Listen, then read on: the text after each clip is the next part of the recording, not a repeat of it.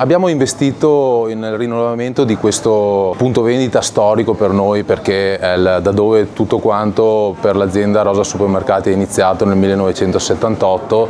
Il rinnovamento è stato totale, perché tutto quello che troveranno i nostri clienti è completamente nuovo.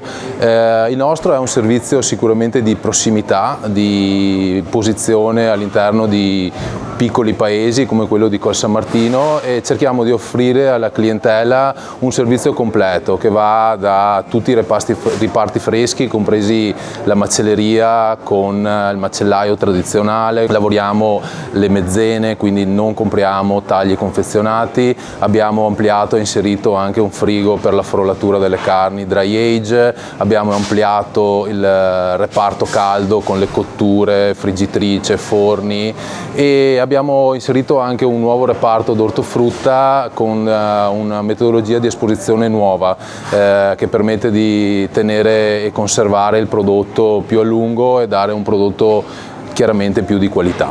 Questo è un punto storico per l'intero comune di Farra di Soligo, uno dei 5 che la famiglia Villanova ha, e questo appunto è quello più storico, per cui un rinnovamento al passo coi tempi, per cui faccio veramente i complimenti miei, di tutta l'amministrazione, ai fratelli Villanova e a tutta la famiglia per aver continuato ad investire su quella che è un'attività storica e un punto fondamentale di riferimento per tutta la cittadinanza.